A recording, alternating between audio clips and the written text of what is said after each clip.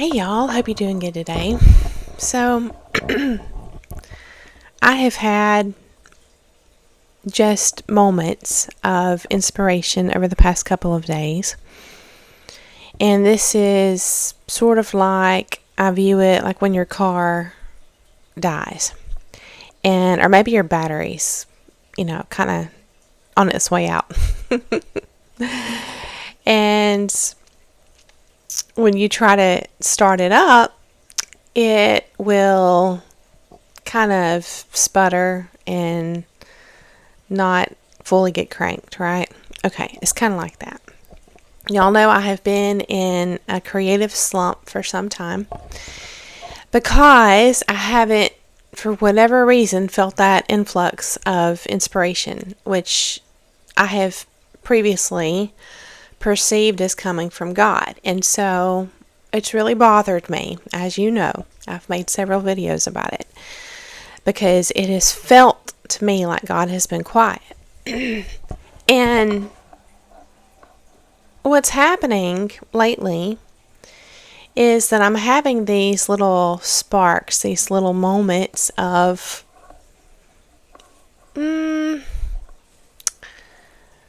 I don't want to just say clarity because clarity doesn't capture it fully, but it's like just connection, moments of connection in a very complex way.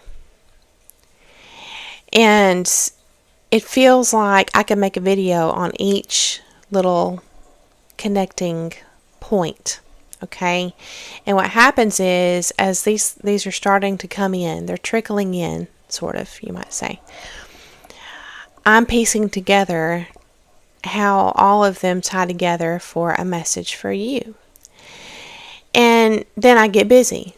I get busy with life. I don't feel like I have the time to sit down and write things down, and I've been trying to operate not writing things down for some time now.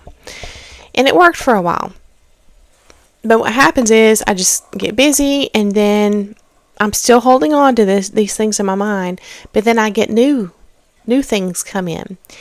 And of course, what I had previously just goes out the window. So that's kind of what I'm dealing with. And so I have had several different points come in, and I'm not able to make a video on the spot for various reasons.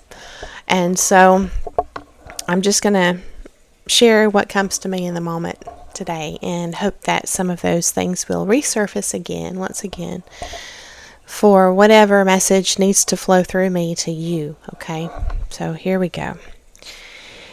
I shared in my last video that I want to start sharing some real stories, some true stories from my life, and that's true. And I'm not real sure where I want to start though, so we'll just kind of see how that goes as my memories arise and I feel like it's the right thing to do. But I want to share with you all how I have been working today to get the flow of inspiration going once again. So every now and then when I'm at the craft shops, I will pick up these little books. And especially if they're on sale, or I feel like it's a good value or whatever it is, a good price, I'll pick it up. And so I have several of these little books. And I want to challenge myself in the future, whenever I do use these up, and maybe even before then, to create my own books. That's always fun. And I haven't done it in many, many years, I guess really since I was a kid. But I also, when I was teaching art in elementary school, we would make paper as well. And so we would take old newspapers and things like that. You want to look for papers that are not glossy or coated. A lot of papers are actually, they have a light coating of wax and things like that. So you just want to look for plain paper that can absorb water really well. Those are the best kind. And so even like cardboard is good too. But we would just chop up, it's basically recycling old paper and paper products, and we would chop them up or pull them apart, tear them up or whatever, and just dump them into a bucket of water. And I'm sure there's a lot of different ways to make this fancy, but I kept it very simple for the classroom because it was already going to be a mess with the little kids. But I had just a big plastic tub, and we would dump all this stuff in, and I had a little frame with a screen, a very fine screen on it, and I would just dunk that under. We would do it together and lift it up, and whatever paper scraps were on the top, that would eventually dry together and become your new paper that you made, your handmade paper. Essentially, it's recycled paper, but it was cool because you could add in little dried pieces of flowers and leaves and things like that too, just to kind of give it some personality. So that was a lot of fun. I did it towards the end of the year. I tried to reward the kids towards the end of the year with things like that in the middle of the year when you're busy, it just feels too crazy and hectic and a big cleanup for you as the teacher. So I would kind of save that for the end. But they really enjoyed it. I enjoyed it too, and I did it at home as well. But I think I'll probably do that in the future. But when I sit down to actually make art because I'm inspired, I usually don't go for something like this.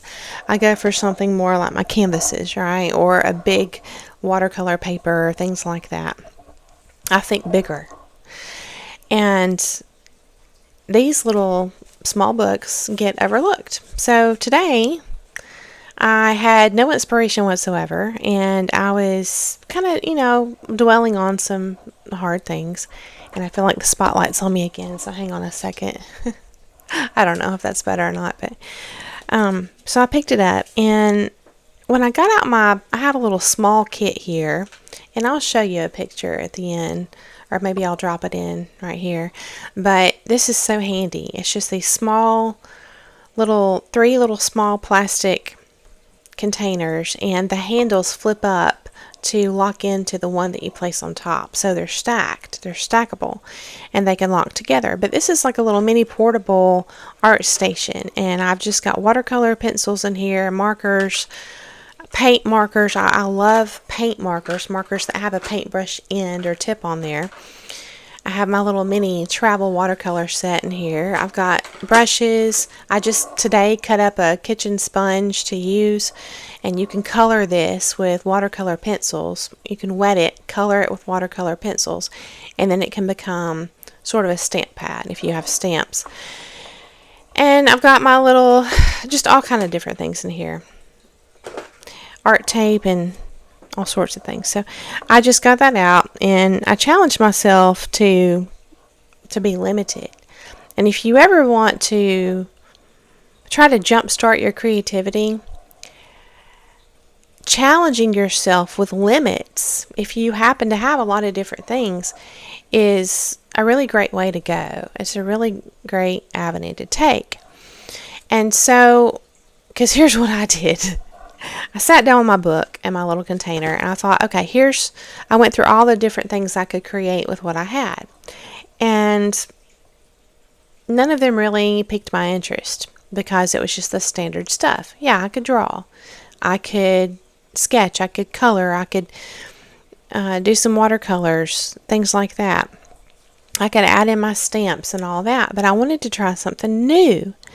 And the new element is, I feel like, equivalent to us striking a match to reignite our creativity that maybe we feel like has kind of, the fire has gone out, okay? So when I looked at my supplies, I went through in my head really quickly what I could actually make with all this stuff, and none of it interested me. I said, well, okay, I'm not going to allow myself to go to any of my other supplies.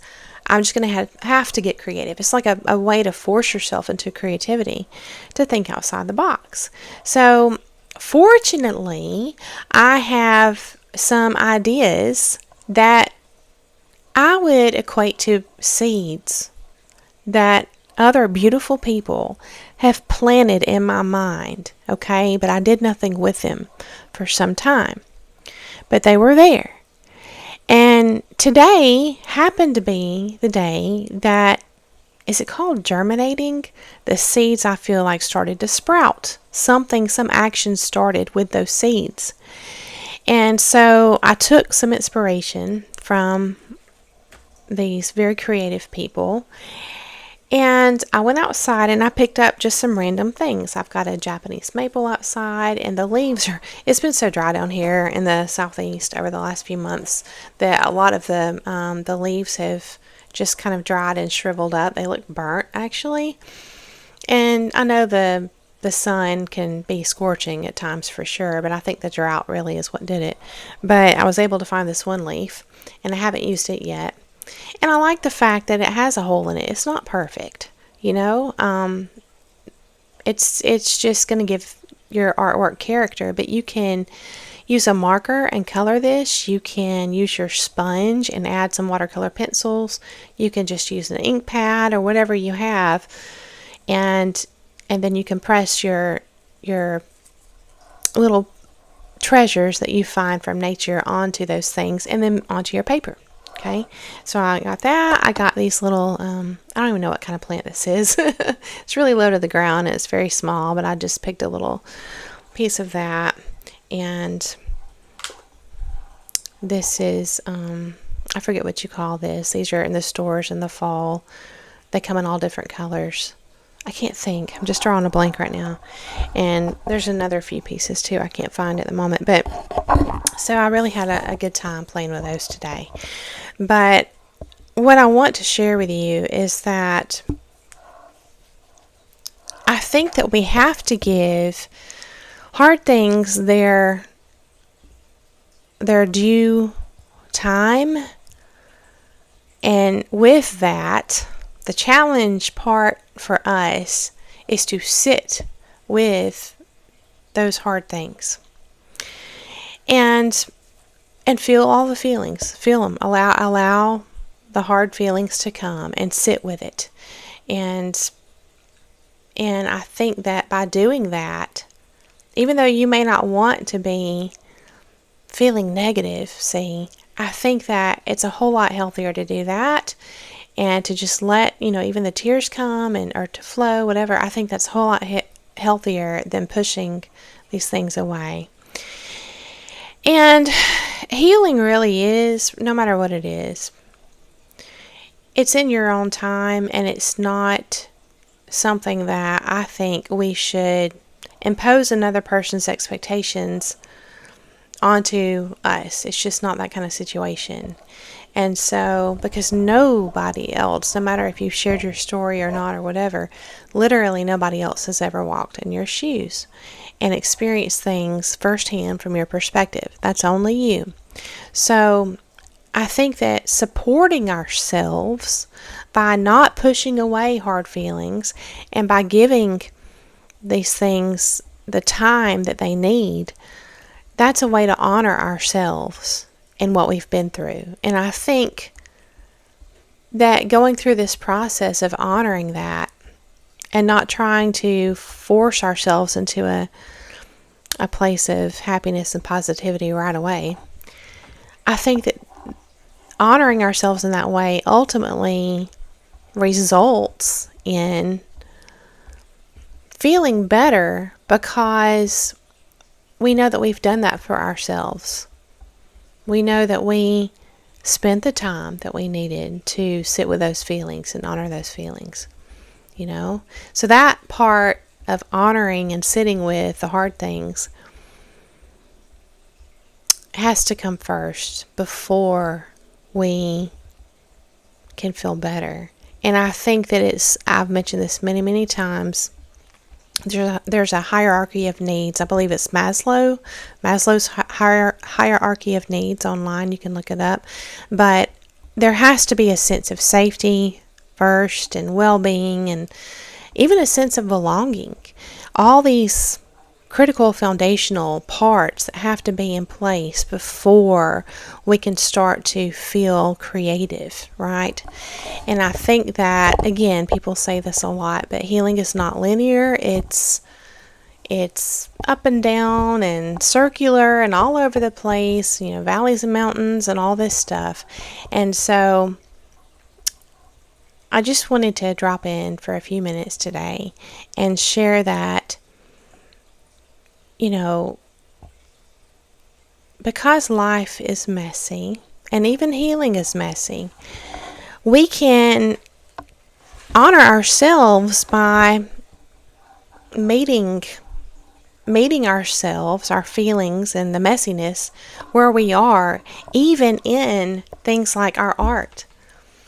And, a lot of people, I think, and I say this from experience and also people I know, a lot of people think that art has to be perfect. Art has to be even taught, and, a person needs to have credentials and all this stuff. But true art, and of course this is all opinion, and that's fine, but to me, true art is the ability to be playful, because how can you create if you're not willing to take time and try different things? And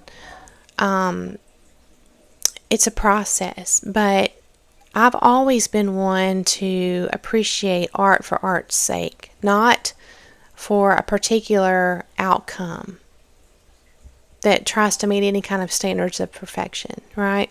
So this creation process itself is unique, and therefore it's a process of playing and being messy. Think about kids when they play. When it's really fun, free play, then they have the freedom to be messy. And so I just want to encourage you to meet yourself where you're at, and in so doing, you will find that you feel honored and even seen, even within your own self, your own spirit, and that will strengthen you. That will strengthen you. It will encourage you. And there's lots of other people out there who are doing the same thing, and I think it's awesome that we can share, the internet as a tool to encourage one another. And to plant seeds, again, to plant seeds. So if you can do that for yourself and get to a place where you feel, even if it's just a small seed, if you can throw up a couple of seeds out there, then I think that's a beautiful thing. And it's a day well lived, basically. So I hope that this encourages you, and I thank you so much for coming along to hear the message. I hope that you have a beautiful day, and I'll see you again very soon.